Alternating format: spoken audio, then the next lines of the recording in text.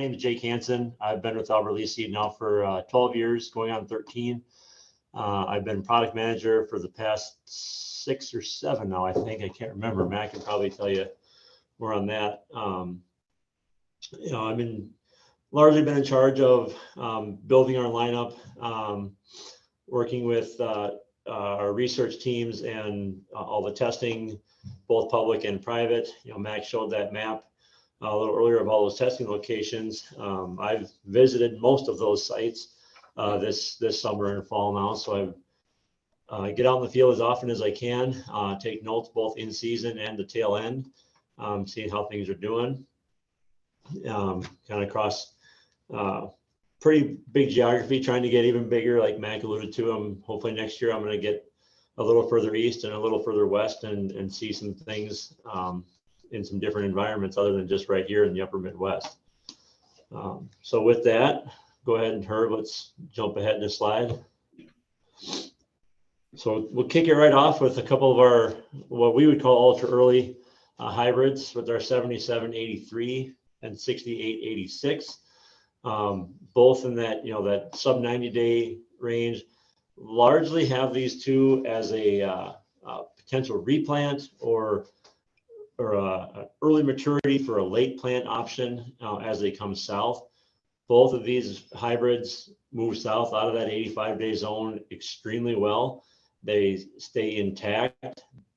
If anything, they might lose just a little bit of overall plant height, but I don't think it takes away from just the general integrity of them and their production. Both have a very good ear flex to them. As I say, grain quality on them is pretty well. I haven't done any food grade testing with them yet, but that's something I just might be doing here in the upcoming weeks. The 6886 is a little bit different animal in that it is an artesian hybrid, so it does have exceptional drought tolerance to it, as we say in that first bullet point. And I think it really does hold up to that. As I move west into some gumbo or real light sandy ground, this one held itself together very well, puts on a nice root system that really helps hold that plant up and keep it intact going into the fall. It might look like a stick in an ear in some of these plots when they get into them late, but the main thing is it's still holding onto that ear and it's still standing upright all the way through the plot.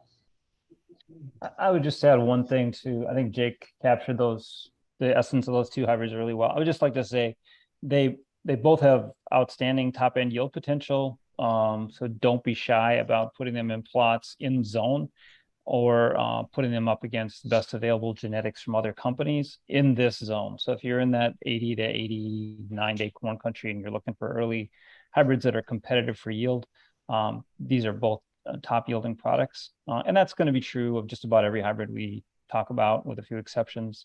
Most of the products we sell are also available with traits. Most of the conventional corn hybrids we sell are also available from other companies with traits built in. We just don't carry them these ways. So these aren't secondary, not quite as good products. These are leading edge products that are very competitive for yield. Right. Thanks, Mac. All right, go ahead. Yeah, I got one question. Can I interrupt real quick, Yep. Jake? Yep, go ahead. And I don't know, maybe I'm ahead of it. I said, here I show it says proven that you just went to the slide. Is there a spot on there where it says dual purpose specifically?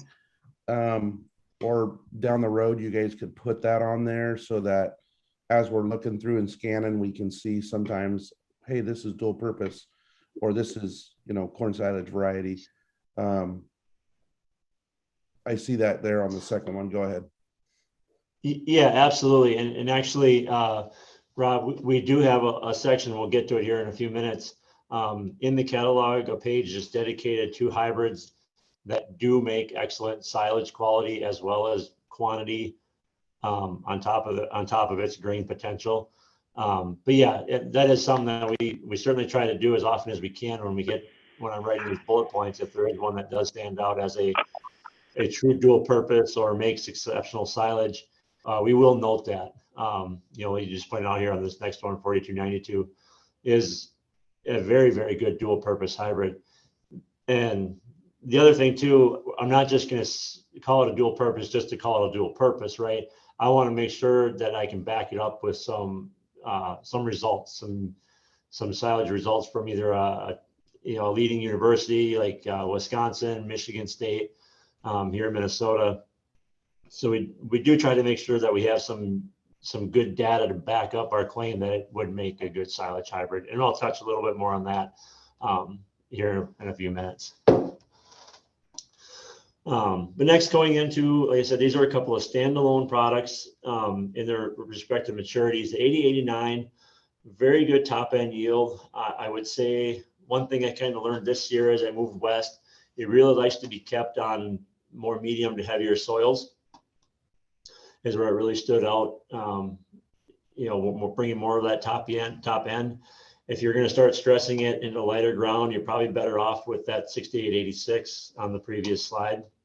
But still a very, very good hybrid. Like I said, when we get it into those higher yield environments, it really stands out even against some of our known hybrids like 4292 and 5195. Another one that does bring a significant amount of ear flex, so we can handle lighter populations if you so choose to do that. But overall on the agronomics, stock strength is really good on it. I never saw it tipping over, or really even breaking off the tops. So very good intact plant at that 89-day maturity, and also one that moves south really well and it moves east really well in that 90-day corn country. I think it's going to do exceptionally well. 4292 has been in our lineup almost as long as 5195 on the next slide here. It's got a very good history with us, both as a grain and as a silage hybrid. It regularly competes with some of the Master's Choice, Pioneer, prairie hybrids that are known silage options. Nice, tall, healthy plant. It puts on more of a longer flex ear, more so than girthy. And it always likes to show it off. Very fast dry down on the grain, but it maintained its plant health long enough for a 92-day that I think you get a good window to take it for silage or even earlage if you so chose to do that. Jake, talk about the drought tolerance on that a little bit. Very, very good.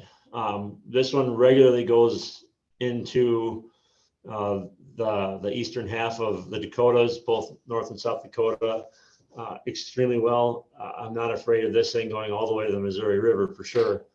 And standing under dryland conditions, Jake is saying that even without irrigation, yeah, it's outstanding drought tolerance. Yep, exactly. And this is a product that's out there with traits on it. Probably one of the most widely sold 92, 93-day products across the United States with traits. Probably. Yep, it's been very good in our lineup. Been a popular hybrid. Where do we find that information on the trait side? Like if that was a good variety out here and had rootworm protection, where would we get that information? You could call me. So like the seed corn companies are going to be very careful about sharing pedigrees. So we don't know what other seed companies call it. We just know that it's widely sold as a double pro. And if it's, and that Jake may know, and I don't know if it's sold as a Smart Stacks product or not. It may have been retained by the genetic originator. We're not sure, but we do know. Yeah, I can't. Yeah, Rob, I can't remember if that one was one that made Smart Stack quality or not. It's been a while. It's been around for such a long time that I really can't remember. I know, like Max said, it's sold out there as a double pro and as a single trait Roundup, but I cannot remember on the rootworm side. I'll jump in on these workhorse hybrids and we'll just roll through this quickly. This is just cheap corn, and this is for farmers that have a corner of a field or a section of ground that is just never going to yield that well. It's going to have a 150 bushel yield ceiling, 170 bushel yield ceiling due to drought conditions or other issues. And they don't need to spend top dollar for genetics that can yield 250 bushels if the ground is never going to support that. So we offer these two workhorse hybrids for that kind of situation. You'll see companies on the internet selling corn for $99 a bag, et cetera. This is our answer to that. This is not like just whatever's left over that we shove into that bag. We grew these specifically for this purpose. We identified genetics that was available that would cover a wide geography and have good performance, but have limited top end yield potential, and that's what these are. One thing to note on these, they do not come with insecticide treatment, so it's fungicide only on both of these hybrids, whereas the rest of our conventional hybrids have both fungicides and insecticides. These only have the fungicide treatment. The other thing to note is that they're flat priced, and that means there's no early pay discounts or John Deere financing available.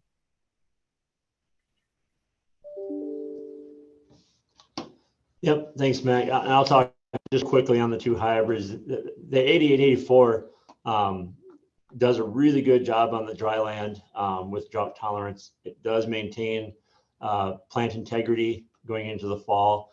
Looking at it, going up I-29 corridor, I didn't see really any issues with it at all. So I really do like that one on those tough acres. The 94 day looks a lot better this year than in some areas where I saw it last year that cannibalized itself a little bit last year, but this year it's doing a much better job of maintaining that plant integrity, and it's actually been looking pretty nice going into this fall. All right, go ahead, Herb. All right, 5195. Most of the people on this call know this hybrid very well. It's been in our lineup for, was it 8 years now, Mac? 7, 8? I can't remember exactly. Yep, that sounds about right.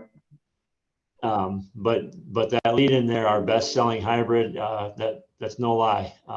It really is our best-selling corn at 95 day, and truthfully, it's the one that I compare every other 95 day option to. Just overall, going across location to location, this thing has just been exceptionally good at maintaining that plant stature, integrity, maintaining yield. It's not usually going to win a whole lot of plots because of its plant stature. It is a little shorter, but on whole farm averages, it's been a really tough one to beat. One thing I did learn about it this year, this is coming directly from a customer in Southwest Minnesota that has real high pH soils in the low 8s, upper 7s. This is one of his best yielding hybrids he's ever had on those acres. So it will take high pH ground very well. Also has exceptional drought tolerance. The fourth bullet point there, it's no joke. It really is one of our best selling corns, best performing.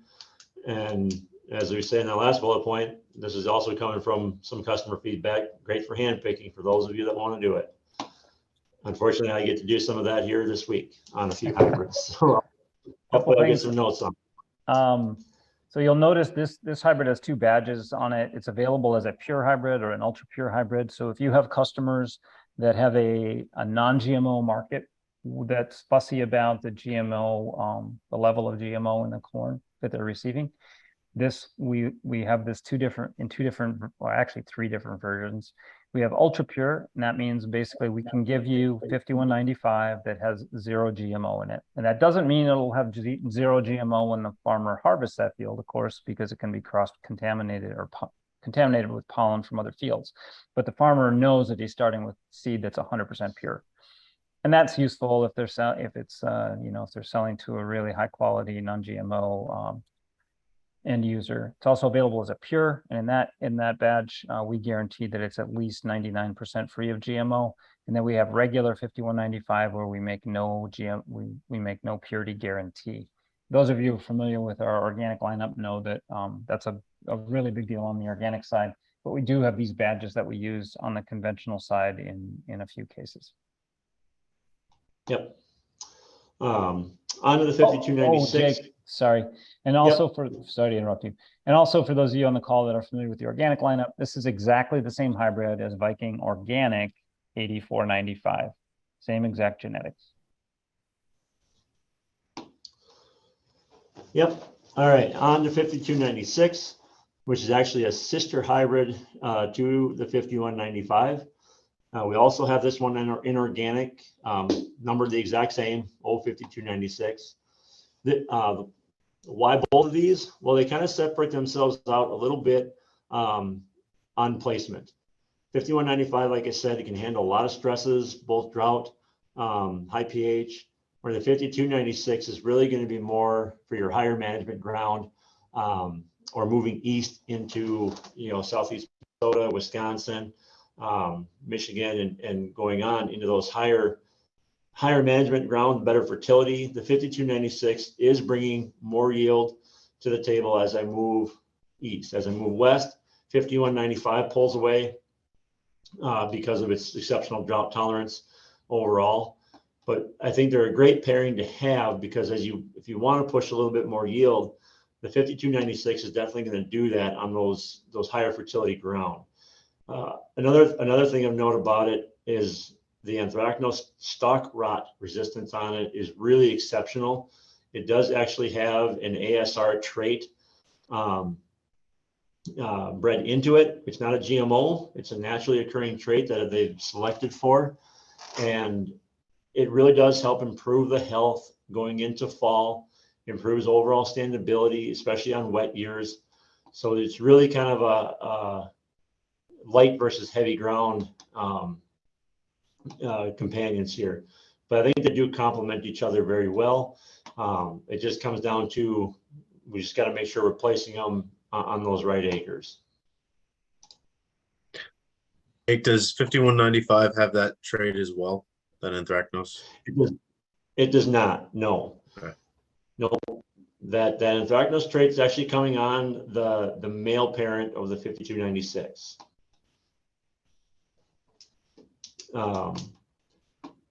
And I see a question here from Rob on the comparable plot data.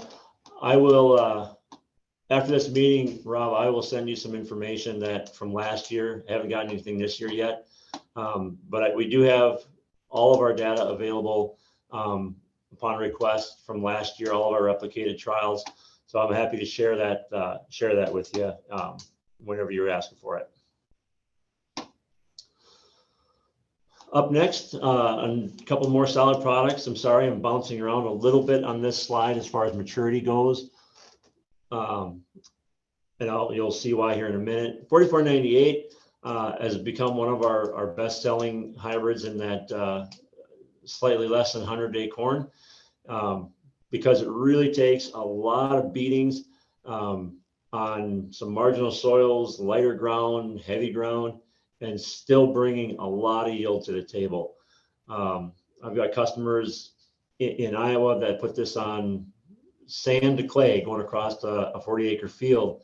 And first year he planted it, he averaged 274 bushels, that 30 to 40 bushels more than he's ever had on that ground. So definitely a real high stress tolerant hybrid. Puts on a nice flashy ear, girthy, excellent dry down going into the fall. The one Achilles heel to it would be Goss's wilt. So as you're moving west or down into Iowa, be a little careful with those fields with a known history of Goss's wilt. On the poorly drained soils part of it, I would say, when I say that, I'm really talking about soils with heavy clay, hold water like a sponge with no tile. Not many hybrids can handle a lot of water like that, but beyond that hybrid has been really stellar for us. I know we've moved a lot of it in that Highway 212 corridor the past couple of years, and all the way down around Highway 18 in Iowa corridor, east to west. I have no problems with it moving into the Dakotas, Nebraska, or further, or going out into Michigan.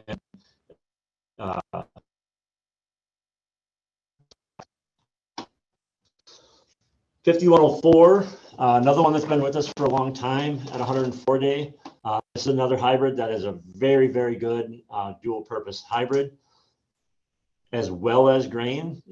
We say right there, first place, 292 bushels, Minnesota last year. It's also coming in top 5 in University of Minnesota and Wisconsin silage trials, both for quantity and quality. So this is definitely one of my top choices in that 104 5-day maturity for silage. It's one that I will always go navigate towards in those recommended areas. One thing I wish I could change about it, I wish I could improve the emergence just a little bit. But it hasn't seemed to have been a problem as long as we've got those treatment options on it here in the conventional side. And it's seeming to do pretty well. I only look out on that hybrid, Jake, and tell me if I'm wrong, is I think of that hybrid as being one that you don't want to leave it out there forever. So when it reaches, 20, 21, 22%, you want to be combining it. You don't want to wait for it to field dry because it will show some stalk breakage in the late fall. Yep. And I haven't seen too much of it this year yet. A lot of times in the past, what I have seen is right above the ear, it'll tend to start coming apart. But yeah, it's definitely not one that I'm going to want to wait till 15%. It is a little bit slower dry down with a deep kernel on it, but it will yield really well. If you get out there in that 20, 21% moisture, it's going to do quite well. You'll be very happy with it.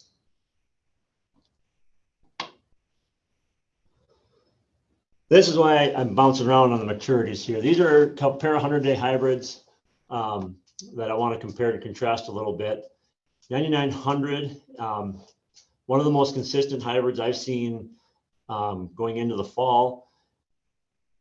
Very, very good standing, even in really wet, rough conditions. I've regularly had this one next to Pioneer DeKalb hybrids that are starting to give up, falling over, tough to combine, but this one's just standing like a picket fence all the way down the row. I've had this one myself on my ground, on some rolling clay hills, gravel pits. I mean, it's hit some pretty rough ground. But when I combined it last year, early October, the stalks were still juicy and almost didn't want to go through the combine, but the grain was down around 19%.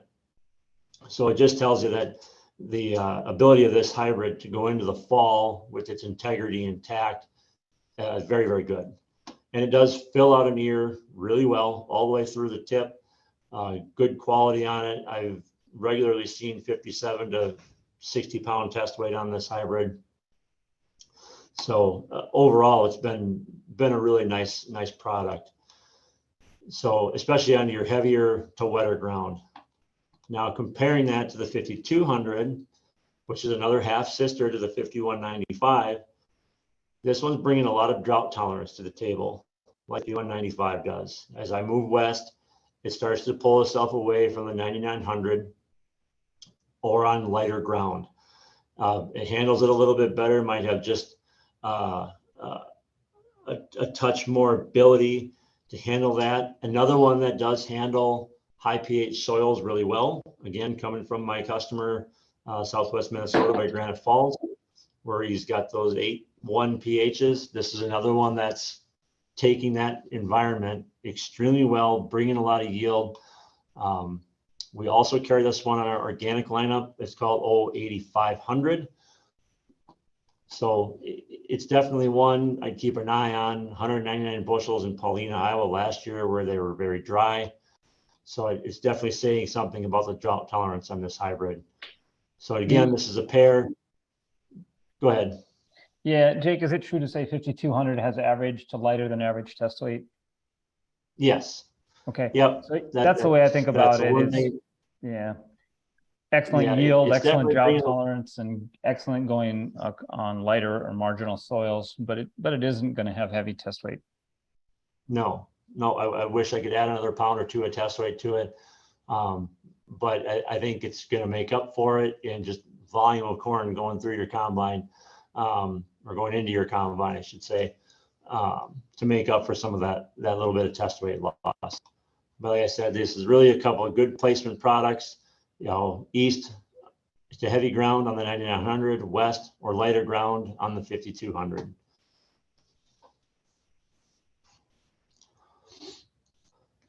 Another pair of hybrids at that 102 day, 5502, a lot of top end yield potential. Very good flex ear, pushes out a lot of length, big kernel, good quality grain. Does not like to be stressed very well. So you want to keep this one on your high management ground, your good fertility, your tiled soils, where that yield potential is extremely high. We have had a lot of good results with this one in first trials and university trials where they really push yield. Definitely more of a racehorse type hybrid versus the 4602, which is also showing a lot of good yield results, competing extremely well. But this one takes stress a lot better, both dry and wet. I like this hybrid going as far east as New York with the 4602. It's also in our organic lineup, numbered the same as 4602. This is the one that Carl likes to remind me often enough that this one actually started out in our organic lineup, and we moved it over to the conventional side because of performance in our organic lineup. It just made sense. Let's move it over and let's sell it on the conventional side. Let's offer it to these growers because this really is a nice hybrid. I actually have this one on my ground this year, looking really good. Filled out the ears all the way around the tip of the cob, standing really well. One thing I wish I could change about it, I would improve its tar spot tolerance just a little bit. I'm actually seeing that on my ground here near Albert Lee this year. Actually seen quite a bit of it this year, but I think it infected late enough where the yield is not going to be hurt by it at all. So I'm really excited to get into this one with the combine on my ground. It's looked really nice all season long. I'm hoping, big hopes for this one, harvesting it this year. But here again, a pair of hybrids where you want to play some heavier ground on the 5502, less stress, more top end yield. 4602 can handle the stress, but maybe a little bit wider range of motion east to west. Yeah, and 4602 is another one of those hybrids that's widely sold as a traded product with multiple traits in it. Yep.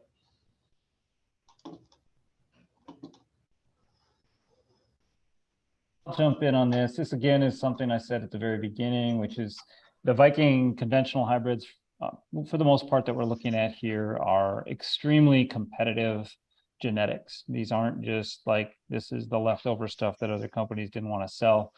Jake spends all this time walking research plots because he's looking for the best available hybrids, and spends a lot of time this winter going through data, comparing, talking to genetic originators.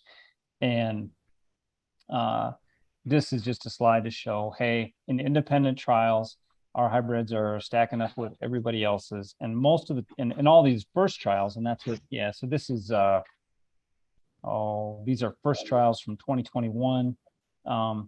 The other hybrids in these trials, 9 out of 10 of them are Smart Stacks or Acre Max or Double Pro, or there's some trait combination. And our conventional products are rolling in there and pumping out yield, you know, standing side by side with traded products. So I want to reiterate that your customers are not giving up top end yield potential when they're planting the right hybrid on the right acre from the Viking lineup.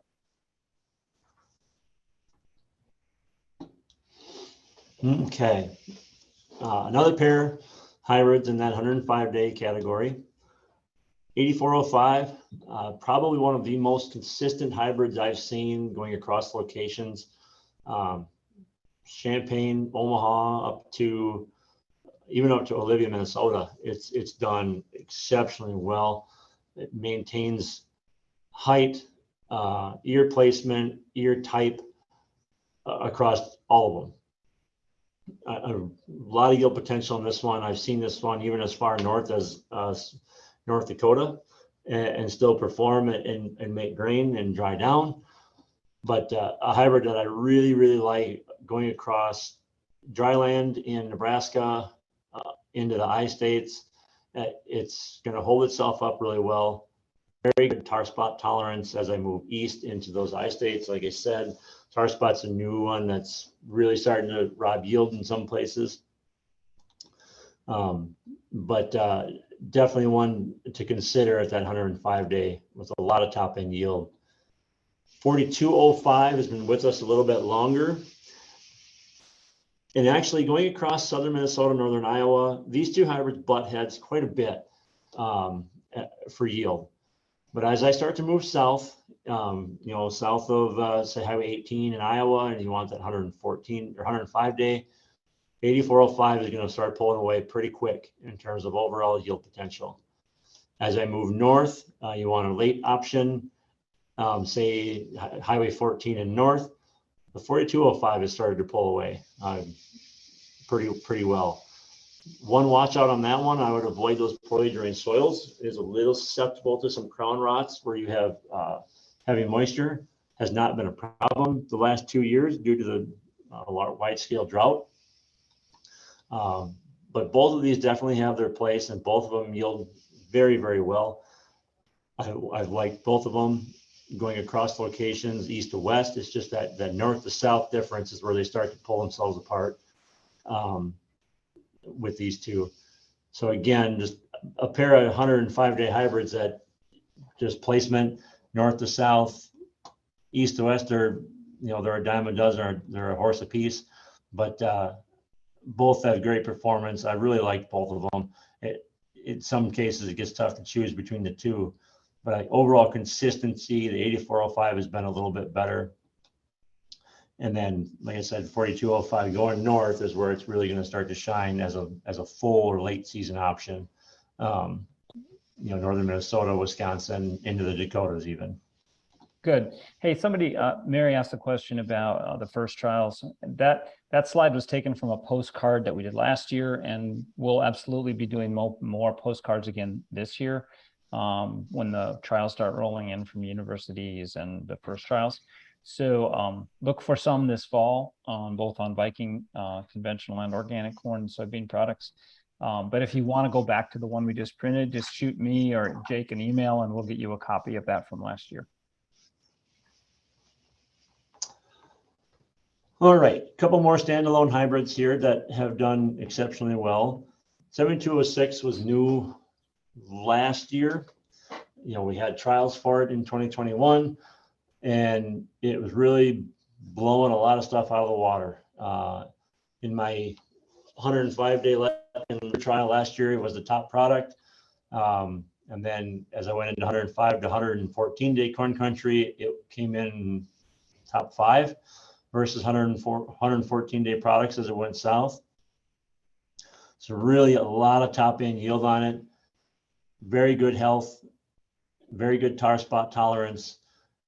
Goss's wilt, northern corn, just overall plant health on this one is really well. I haven't seen too much of it in wet soils yet because we've been so dry. But so that last bullet point is really coming from our genetic supplier on this one, who gets to see it even more than I do. And so we're taking one out of their playbook there. But so far, overall, the intactness on it's been very good. A lot of ear flex, very, very girthy ear on it. Pretty attractive product overall. Like I said, into those eye states where tar spot has been a big problem, this one has maintained its health.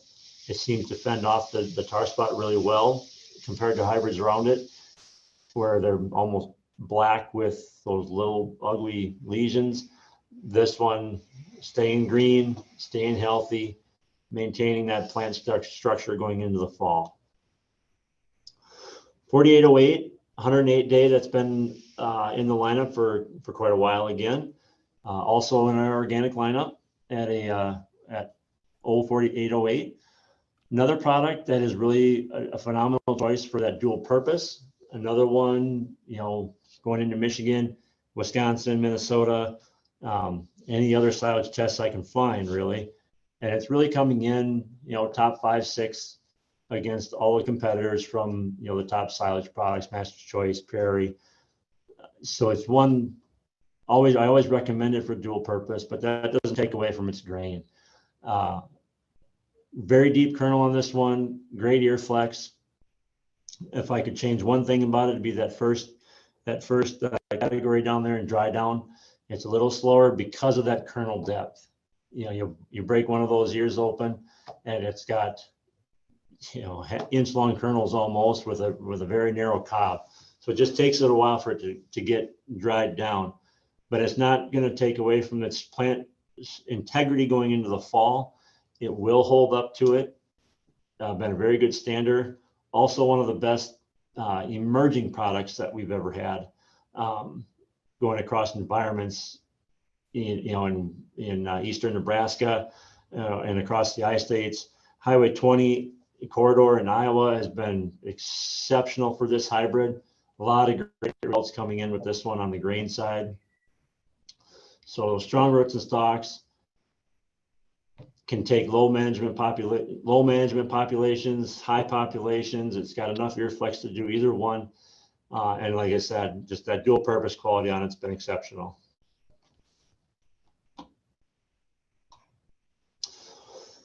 Last two corn hybrids here I'll talk about. The first one being a new one, this 8509. This is really kind of a pilot launch for us this year.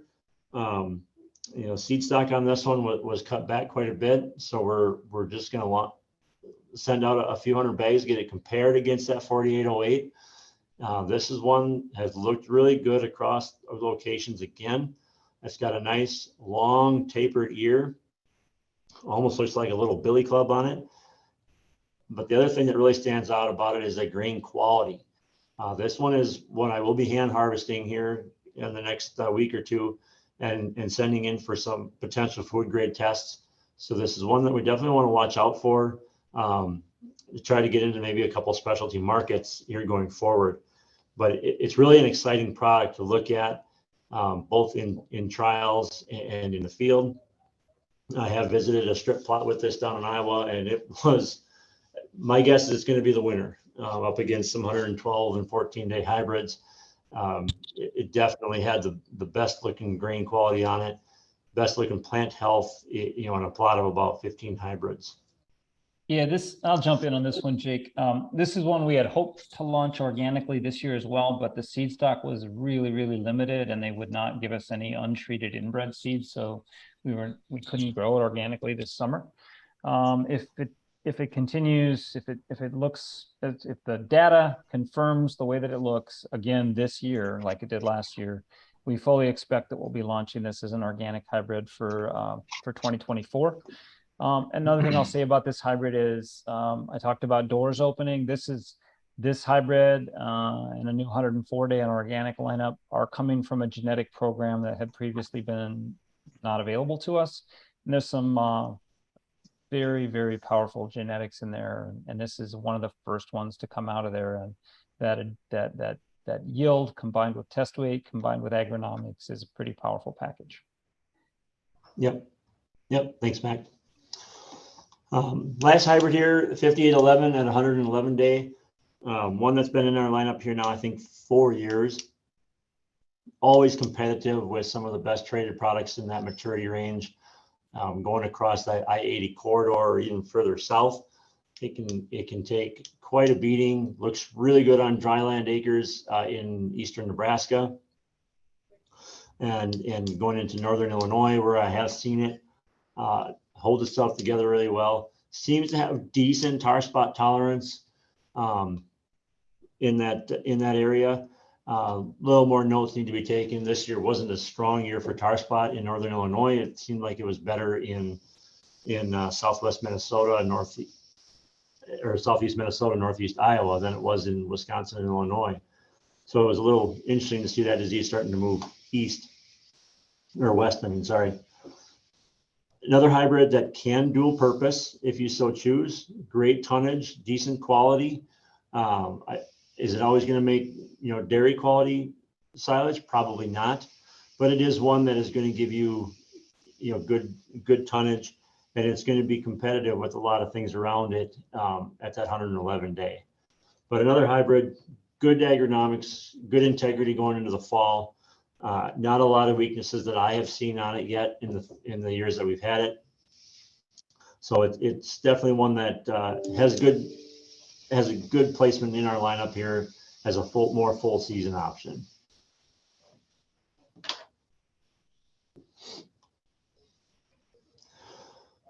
All right. And then back to, like I said, about the grain silage or the dual purpose hybrids. We've actually got a couple of pages in our book dedicated to that dual purpose. And then we don't just call it a dual purpose just to say it. We wanted to make sure that we've got data to back it up.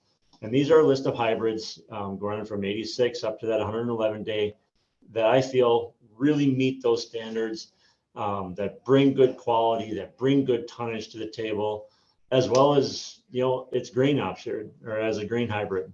So it's one that, if you don't get it all chopped or there was, made too much silage, you can leave this one in the field and these hybrids in the field and they're still going to make grain, still going to dry down and do quite well. But we don't want to say they're dual purpose again. We want to make sure that we've got information to back up that claim.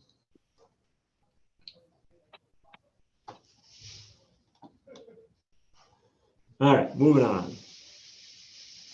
I'll jump. Back one more. Do you want me to do the insecticide free? Yeah.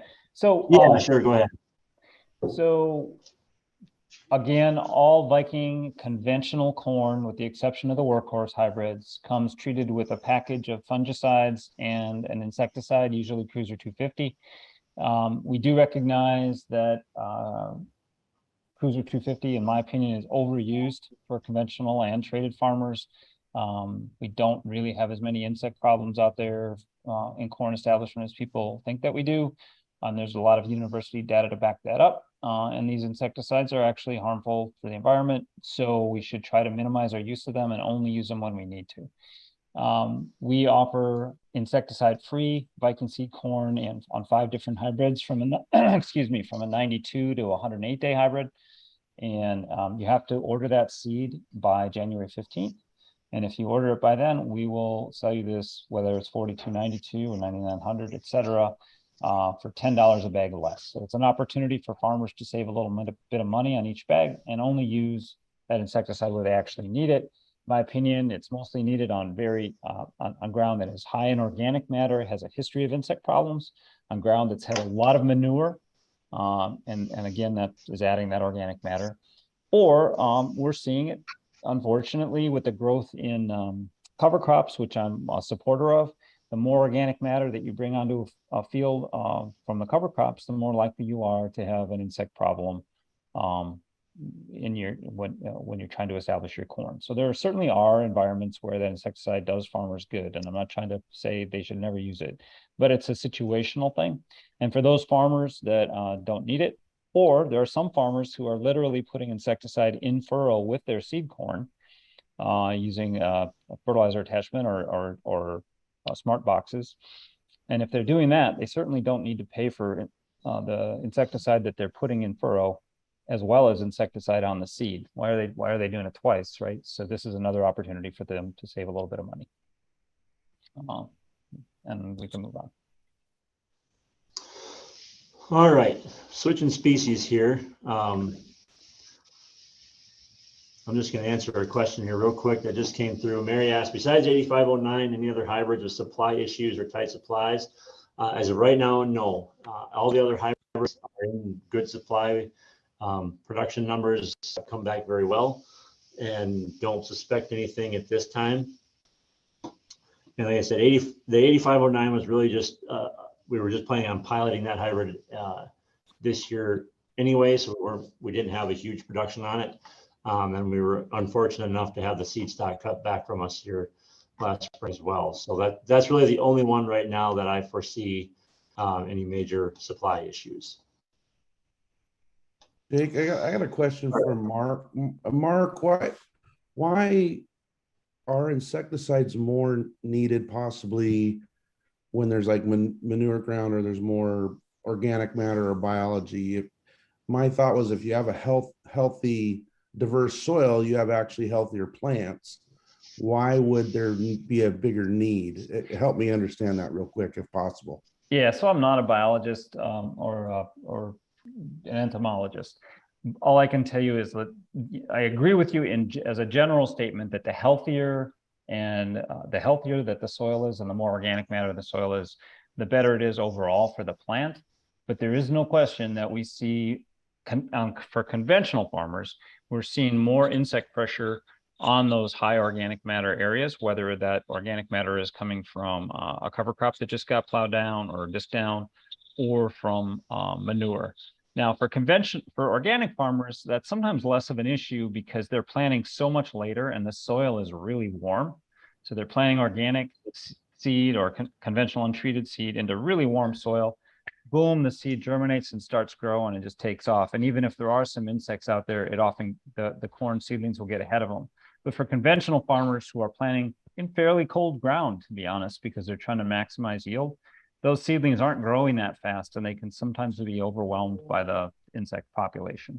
So I don't know if that really answers your question, but that's my first take on it. And if you have more questions, I'd be happy to follow up with you offline. Yeah, thank you. That's exactly my theory, because we're pushing our customers a little bit more to waiting and holding off to go to warmer climates in general. So thank you very much. You bet. All right, switching gears into soybeans. We've got a lot more new products in this lineup than we have had for a couple of years. So it's kind of exciting on the conventional soybeans. Mac mentioned about more doors opening on the corn side. Well, it's also coming true for the soybeans as well. So we've got a lot more new exciting products here to touch on, aside from ones that have been in for a while. So starting off with a couple of early options here, the 0821. This is another one that's also in our organic lineup, numbered the same. But this is an early bean that moves south out of zone very, very well. It comes into southern Minnesota, northern Iowa, competes with some of the top 2.0 beans, both conventional and traded out there. We've gotten first place results out of this one from University of Minnesota against some of the biggest, baddest E3 and Extend beans. So there are still some breeding programs that are concentrating on conventional seed, which is great for us and great for our customers that want these conventional beans. 0.8 maturity and move south, it might look more like a 1.0, but that doesn't take away from it being able to maintain its height, maintain its pushiness, and still put on a lot of yield, going across environments. Strong IDC tolerance. It does have cyst protection on it. Just been a real solid player for us, both on our organic farms and on our conventional farms. Yeah, I'm going to talk just generally for a second. We recognize that conventional farmers, as well as organic farmers, are using a lot more cover crops in their rotation, and sometimes those cover crops are forcing them to consider whether they need to use earlier maturing products. And so whether they want to plant a soybean late because they have a cover crop that was planted the previous fall and they're going to do something this spring with it and they want to plant their soybeans very late, or whether they want to plant their soybeans early and then harvest them early so they can get a cover crop established in the fall. Many farmers are looking for earlier maturing products. And so one of the things that Jake is doing as he's walking plots and talking to genetic originators is looking for soybeans that are early maturing or short season, but that also have good southerly movement, because not every soybean or corn hybrid for that matter has good southerly movement. In the case of some soybeans, if you take like we had a bean Minnesota 0810 for many years, and it frankly sucked at moving south. You dragged it south and it got short and stubby and crappy yielding, and it was not the right product to move south. In zone, it was fine, but it did not have good southerly movement. So when we have a bean that does have that good southerly movement, we try to call it out in the bullet points and try to make you aware of it here so that you can supply that to farmers that are looking for those types of products to fit into a cover cropping system. Yep, perfect. So yeah, the 0821 kind of does everything that Mac just said. You can plant it early or you can plant it late, either to get it off early or to get in after a cover crop. It's going to handle it very well, especially going into, it's a southern Minnesota, northern Iowa, out of that into that 2.0 zone, it can handle it. 1223, brand new product this year. It's a direct replacement for the Viking 1218, which was a long-standing 1.2 bean that we had for a number of years. This one was out yielding it 2.5 bushel across 6 locations and 12 replications last year. So it was kind of an obvious choice. If we can do this, maintain the same thing that 1218 did, as far as coming south, maintaining that plant integrity, health, and yield, but add a couple more bushels, well, yeah, let's do it. Absolutely. You know, really does act like a 1.2. I don't think it adjusts its maturity like some other ones do as you move it south. But a great option, a great exciting new bean that we haven't had in this maturity for a long time. So I'm really excited to see my yield results coming in this fall. It's looked really good. All my notes on it have been very positive, good standing, good height, decent branching, filled out extremely well. We got just enough timely rains in some of my plots. So I think we're going to see some really good results coming out of this one now and going into the future.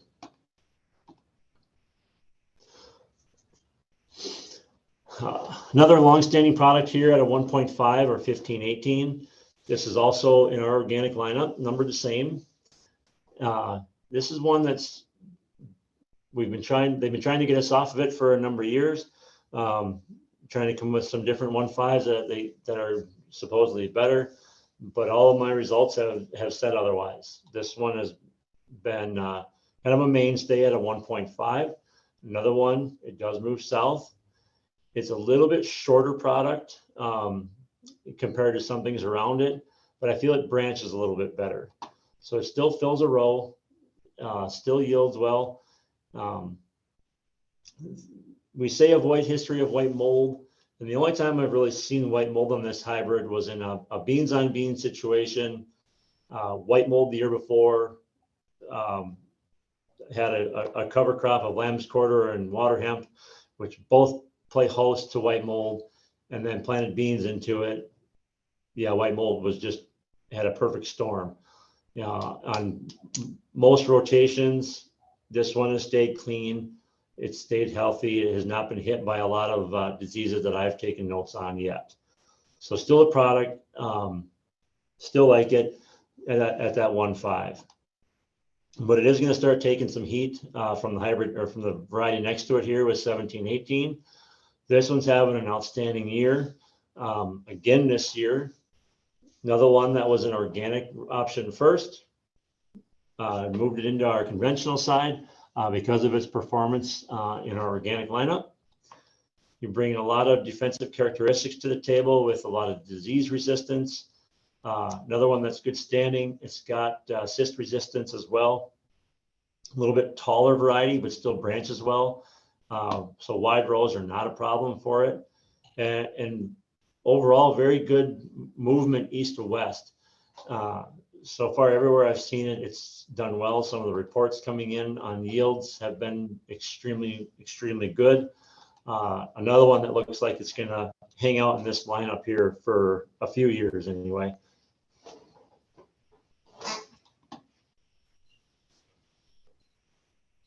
All right. One other new one, Viking 2022, be a direct replacement for the old 2018, and rightfully so. 4 to 5 bushel advantage across locations last year. It kind of did to our old 2.0 what that new 1.2 did to the old one. Just that next step in yield bump and that 2.0 maturity, which is kind of really a bread and butter maturity for us here, southern Minnesota, northern Iowa. We do move quite a few of that maturity beans. You're picking up a lot of the same disease resistance. I like to make sure that we're adding beans that have good tolerance to white mold, sudden death. IDC tolerance is very important. And then this year, especially, we saw a lot of Phytophthora in beans this year, late season, that put a lot of stress on those plants. I saw a lot of stunted beans this year in plots. This one stayed tall, stayed healthy, stayed green. Really, really like the look of this one. Our seed field of this that was just harvested here late last week, regularly coming in. He feels he's going to average over 70 bushel on this variety for sure. Haven't heard the final numbers yet, but another one that's going to be pretty exciting for us at that 2.0. I feel it's going to compete really well against your Asgrows, your NKs, your Steins, your high yielding E3 and Extend beans. 2155, another one been around a long time at that 2.1 to almost a 2.3 maturity. In some zones, as you went south, it even flexed its maturity a little bit later even. I've had reports of guys saying it acts like a 2.4 or 2.5 down around Highway 30 in Iowa. So, but it also says a lot about the movement of this variety. You can take it north, you can take it south, east, west. It's going to perform extremely well. It's been our top seller, both on our conventional and our organic side, I think 2 or 3 years now.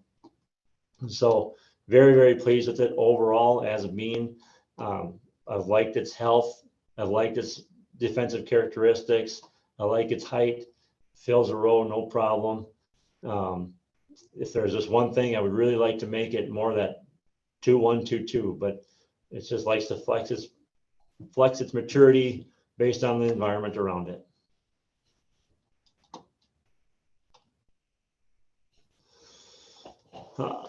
Another pair of good beans, 2340 KN.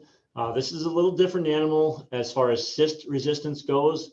This is a peak bean. There's been a lot of mentality out there, and I used to think of this as well, that Peking had yield drag.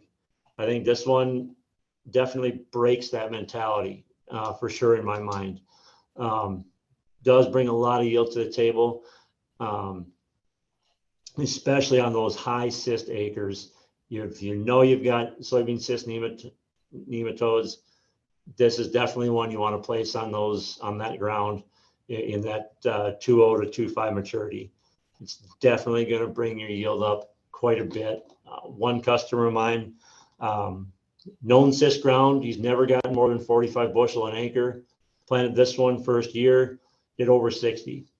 So he was just tickled that it yielded so well for him.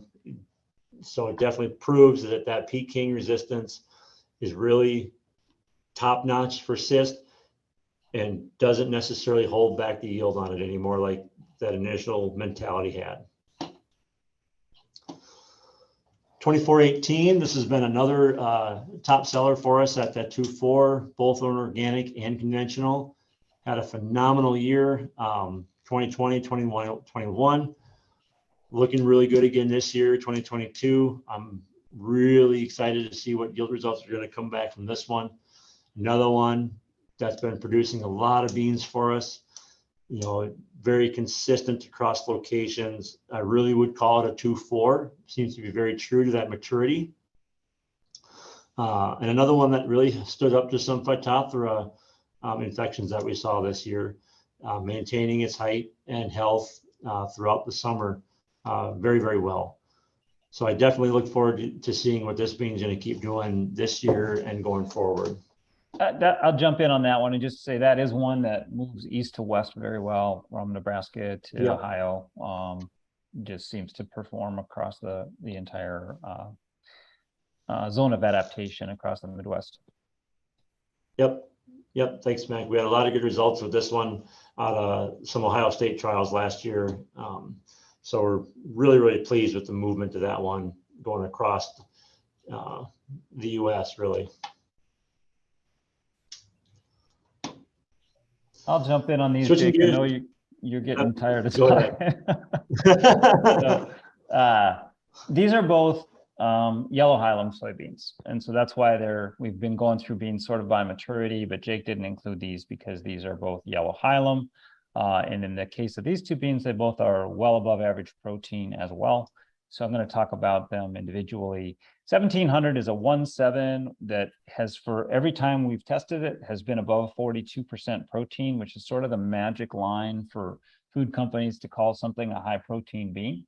So nice agronomics. So historically, we for these yellow hilum beans, the agronomics have been kind of they've been okay, but not great. We've had things like Iowa 1029 and Iowa 2104 and 3054 and good yields maybe, but sometimes the agronomics let you down. This one actually has really nice all around agronomics. It's a nice medium bush plant, stands really well. Nice high yields. Is it going to keep up with Viking 1718, the dark Highland bean that Jake already talked about? No, it's not. It's going to give up, I would say 5 to 8% yield, but it's yellow Highland and it's got above 42% protein. So it's definitely got some interest from the food companies. It's new enough that it is not widely established yet. We do have some interest from grain millers. They've been shopping this one overseas, and another food company or another food ingredient supplier that I work with is also starting to shop this one. So I do think eventually this is going to take off because it does everything right, and farmers will like to grow it. It's not a food bean that they're going to be like, I don't want to grow that again. Thing is a pain. It's a really nice all around bean. You'll see the last bullet point. We have had some struggles getting it purified so that it shows 0 off types. So we're still seeing a few dark Highlands. We did re-purify it this summer and hope to have ultra pure seed stock next year. It does not have a GMO problem. I want to be clear. The dark Highlands that are in there are non-GMO soybeans, but it isn't going to show absolutely 100% yellow Highland. IAS 19C3 is from the new, or I call him new, he's been there for several years, but the new soybean breeder at Iowa State. And if you look at the Iowa State trials, this thing is keeping right up with a lot of the E3 beans in the marketplace with a yellow hilum and good all around agronomics. It doesn't quite get to that 42 protein. It almost gets there, but it seems to regularly click over 41 protein. So 41 protein, yellow hilum, very high yields. There's going to be some interest in this from the food companies. This is a soybean that requires a license before seed delivery, and the license is with Iowa State. So the farmer has to sign a license, and I don't think we've got a slide on how to do that, but we can walk you through that if you have a customer that wants it. We basically send you a link. The customer fills out the information online, and then the customer's licensed, and we can ship the seed. Or we can also mail you a hard copy if you have an Amish customer or somebody that just hates computers. Next slide. And real quick, Mac, that 19C3 is 110 M bag. Thanks for So that, it's going to Jake. be 110,000 seeds in that bag. Thank you. E24Y002 is our replacement for Viking 2188. Viking 2188, for those of you who love to remember numbers, is the same thing as Iowa State 2112 RA12. We feel that this new bean, which actually comes out of the John Schillinger program, which is now owned by Benson Hill. Sorry for all the jumping around there, but we feel this is going to replace 2188 because it's that maturity, it yields better, it stands a heck of a lot better. 2188 was the worst standing bean we ever sold. And it does have aphid tolerance. And it's got that nearly 42% protein, which in fact is quite a bit better than 2188, which normally was 40 to 41. This one is more like 41 to 42 with very good yields and good agronomics. So we're excited about this bean. We put the Benson Hill number on there rather than a Viking number because we thought then it would become more easily recognized by the food companies. They would know right away what your farm customers are growing. 3054 is a specialty bean that's widely known across the industry. Food companies have loved it. Their customers have become very familiar with using it, and it's become a very big selling soybean for us because of that. Yellow hilum, very high protein, stacked aphid tolerance. Not the greatest standing bean in the world, but decent, a lot better than the 2188s. And it is. People will argue with me about the maturity on it. Some people tell me it's a 2.5. Other people tell me it's a 3.1. It's one of those soybeans that float. The maturity seems to float depending on where you plant it and the environmental conditions of the year. But we're pretty comfortable saying normally it's going to be around that 2.8. And these, Jake, tell me, are these two beans also 110M? The 3054 is for sure. I don't know yet on the 24Y. Okay. Right now we're going to go out with it at 140, but we'll see what the seed size really says. That one might change. Okay. All right. Custom seed treatments are available. You have to order them in advance. You've got to place your order by March 1st of the coming year. Viking Soy Pack is just a package of fungicides to protect the farmer's seed from seedling diseases. And then our full-scale treatment, for those of you that want it, we don't sell a lot of this, includes an insecticide and a couple of biologicals as well. And we do this year, for the first time, offer Saltro. And Jake, what the heck is Saltro? Saltro, new product coming out of Syngenta a couple of years ago. But this is one that's going to fight sudden death syndrome. Okay. And it does have some nematicidal activity as well. Gotcha. Thanks. So if you have somebody who's wants a seed treatment that will protect against sudden death syndrome, then they've got to get that with Saltro. And again, that has to be ordered by March 1st. And there is a 40 unit minimum. You can't call up and order 10 bags of that. All right. Alfalfa. I'll just generally talk about alfalfa. We're not a big company. We don't have an alfalfa breeding program. We've been in business for 100 years. And one of the things we've done over that time is establish a lot of good relationships. And these two alfalfas are the fruit of some of those relationships. And these will compete. I'm very confident in saying both of these varieties will compete with any alfalfa that your customer can buy from Pioneer or DeKalb, wherever they want to buy their alfalfa. These will compete for yield and quality. They're not Roundup ready, so that's the one thing they're not going to do. But other than for yield and quality, they are top of the line. And we've got the data to prove it and the happy customers to prove it as well. The 394 AP, the AP stands for Aphanomyces tolerance, and most modern alfalfas come with Aphanomyces tolerance. So why is that a big deal? The big deal with 394 is that it has resistance to Aphanomyces races 1, 2, and 3. And this is mostly a problem for farmers that have planted alfalfa on heavier soils for many, many years. Over the course of time, the Aphanomyces has evolved resistance to the alfalfas that had 1 and 2 in it. And so now these newest of the new alfalfas come with Aphanomyces 3 resistance. 374 HD, highly digestible. The HD stands for highly digestible. And this thing just kicks butt for yield and quality. And you can see it in trials, and not a million trials, but we could see it in the trials we put it in. It's very, very competitive, including with things like Harv Extra and some of these so-called low lignin varieties that people try to sell. This will keep up with them. It'll beat them for yield and have similar quality. Ely, you got anything to add on alfalfa? No, that's a good 1,000-foot elevation view. Okay, next slide. Jake, I'll let you talk about 342 since that's your pet alfalfa. Yep, that one definitely has my full endorsement. I planted that one here last year on my ground, and I could not be happier with it. It definitely exhibits that leafhopper resistance extremely well, better than some of the WL alfalfas that I have planted in the past. 3 to 4 cut system. I'm just a small beef grower, so 3 cuts is all I had, and I pushed around 9 ton to the acre out of the back of the baler this summer on 3 cuttings. So very, very pleased. I filled my hay shed up better than I could have imagined. So I definitely give this one, like I said, my full endorsement. I almost could have cut it again if I really wanted to, but I didn't want to this late going into the fall. But very, very pleased. I really like that one. It is done exceptionally well for me. And yeah, I don't know. I can only have good things to say about it. Yeah, and I guess the only thing I'd add is it is a very new leafhopper alfalfa with excellent, what is it now, 7th generation leafhopper resistance. So I don't know if there's a no spray guarantee on it, but honestly, if most people that use it are never going to have to spray for leafhoppers because the leafhopper protection is that good.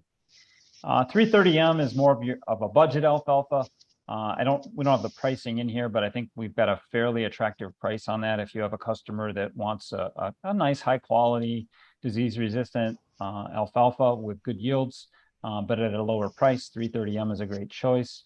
4Grazer is a dual purpose. It's got that sunken crown, so it's got protection from hoof damage and tire tracker damage, and it also has pretty good Aphanomyces resistance.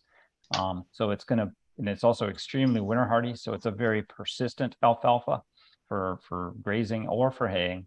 And then Matrix is a creeper, not widely used, but we do sell that as a creeping alfalfa for those customers who want that. Generally, with the creeping alfalfa, there's no kidding, you're giving up yield there. So it has to be somebody who's willing to sacrifice some yield in order for that creeping habit. Ilya, do you want to just add anything about coating on alfalfa? Just all the alfalfa we've talked about, is that all coated with Apex Green? All of our high-end alfalfas are coated with the seed coating. We do offer both the previous 374 and 394 either way. So if you have a customer that really doesn't want the 34% coating, which is kind of standard industry coating percentage, and we do feel like it helps. But if you've got somebody that really doesn't want that, we have access to both the 374 and the 394 with inoculant only. Otherwise, all of the top end alfalfas will come with the 34% coating. The 330M is really the first one that would come with an inoculant instead of a seed coating. And then the lower priced alfalfas below that would generally be inoculated, not coated. And just to be clear, the coating does not contain a fungicide or an insecticide. It's an OMRI approved coating. So any of these alfalfas that we have talked about here could be used on an organic farm if we ran out of organic alfalfa seed.